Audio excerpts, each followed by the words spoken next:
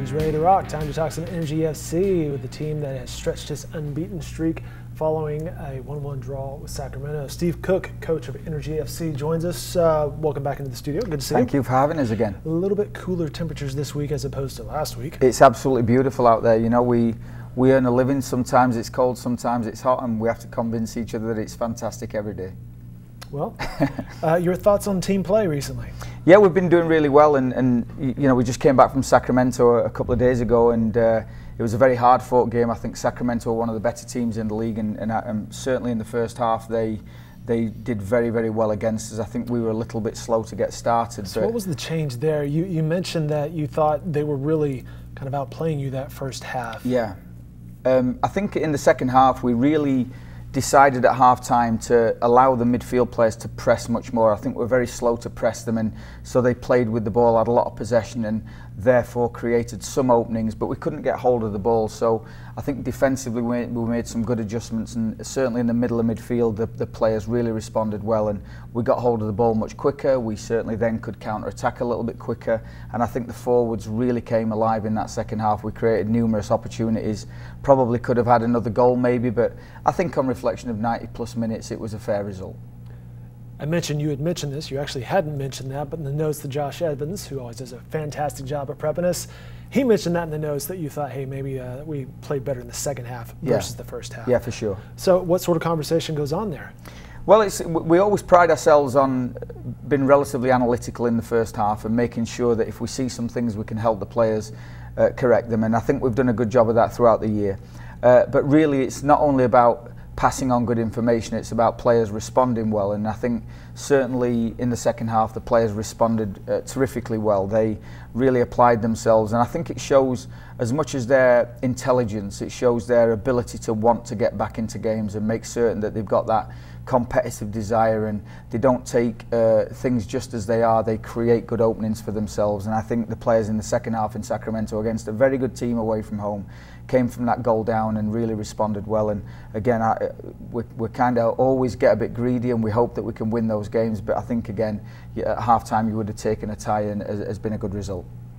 And that's the result you got, a 1-1 draw with Sacramento there. I mentioned the unbeaten streak. I believe you're at 7 on that. What has changed there? Yeah, people keep asking me this question, and I don't really have a great answer for you. I think in the last 11 games we've been very, very solid after what was a difficult streak for us. In terms of the players and the work that we do on the training ground, not a great deal has changed. We believe that we've built slowly and steadily and created a good environment. We've obviously added some players who we believe can help us not only play well and perform well, but get us results. And I think our philosophy is really that every day go to work, get better that day, and if you do that enough days in the year, you're going to create a good environment and create a good culture. We think we've done that, and certainly recently we've got the rewards of that, but the players have worked hard from February 1st, so that's nothing new to us in terms of what we do in training. But what is different is that we've now got the rewards for all that work. Do you sort of see that any sort of team, the chemistry makes a big difference as much as the skill? Are you seeing a difference in perhaps the chemistry? Yeah, I think, again, we pride ourselves on creating a good culture, a player's culture where they're held accountable, and their responsibility for being good every day is really important. And I think when you do that a lot, then it becomes the habit, and then eventually that habit becomes who you are. And I think we've really done that, and that in turn then breeds confidence, which in turn brings a happier culture, it brings positive people, it brings an atmosphere of love, I think, which is important, and they genuinely feel that way about each other, so therefore when they go out and perform it's of a much higher standard. So we believe in that culture, and thanks to the players, they've been doing a really great job of it. Chatting with Steve Cooke, head coach, the Energy FC. I'd like to point out that since I have been hosting this over the past 3 weeks, the team has fared really, really well. Yeah, you're hired. You're not going to, while ever we're on a winning streak, you're keeping this role. That's right. You know? We're going to keep everything the same. We're in the same socks and everything. I kid. Jenny Carlson will be back hosting before you know it. But in all seriousness, looking at some of the X's and O's, are you feeling pretty good? We talked about this a little bit last week with the formation you have going right now. Yeah, I think we've been much more solid in the last 11, 12 games. defensively. We've done a really good job of being difficult to score goals against. In turn, that means we get the ball much more. In turn, that means that we can create more opportunities. And we've been on a good streak of scoring goals as well for quite a long time now. And I think it all goes together. I don't believe in an attacking style or a defensive style. I think you've got to become good at everything. And I think steadily the players have stuck to the process of learning. They've really stuck to the hard work ethic that we try and instill. And eventually you get those results and it turns. And we always knew it would turn. And I think when you go through hardship as well, it is really important to stay focused and stay the course, because when you come through those moments of adversity, I think you're a much stronger, tougher group when you finish. And from there, I think hopefully we'll have some great success. Credit to you and your coaching. You mentioned the defense is playing well. Let's talk about the goalkeeper situation. I see that Cody Larendi is coming back. Yeah. Unfortunately, Matt Van Oekel was injured a couple of home games ago, and you know, that's a blow to the group. And obviously in that game, Brian Byers came into the squad and did really, really well and went on the field and made a couple of great saves.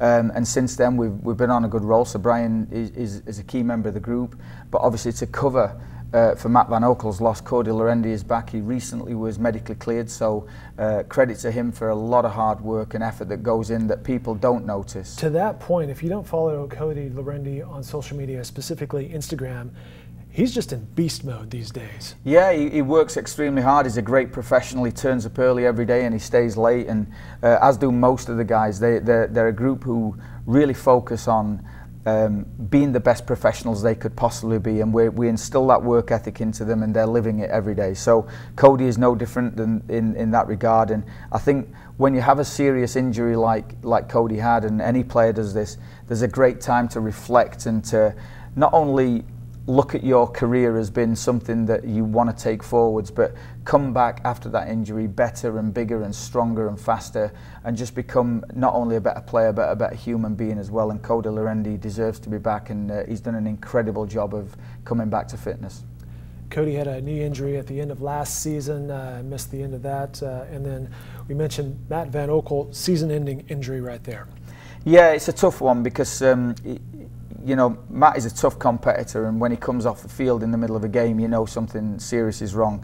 A couple of days later, he's in surgery, and he's had some reconstructive surgery done on his thigh area. But he's going to be back. He's already chomping at the bit to get back. We saw him out at training today. He's good to have around the group because he's a very good guy.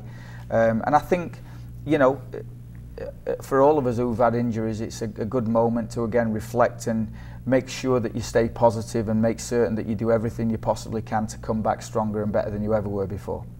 Speaking of training, I understand that a special guest has shown up recently. Yeah, we this morning at training at TAF, we had a little dog walk into our training session, and Paddy Farrell and Drew Becky actually picked up the dog, and the coaching staff then looked after it. My son Daniel is here as well, so he was given... Welcome into the studio, Daniel, by the way. Good to see you. So Daniel was given the incredible task of looking after this wonderful dog, and we're right now via Twitter and all forms of social media trying to find the owner. So if anybody out there goes on my Twitter and sees a dog that you think you recognise, please feel free to give us a shout, and if not, we'll look after the dog, and maybe it's a great omen. We're going to go on a great run here and get in the playoffs. Could be a new mascot for you. Let's hope so. We're looking for names for the dog at the moment. That's hilarious. They put a social media APB on a dog. That's it. By the way, Steve Cooke on Twitter, Steve Cooke Soccer with no E in soccer. That's correct. Follow this gentleman right here on social media.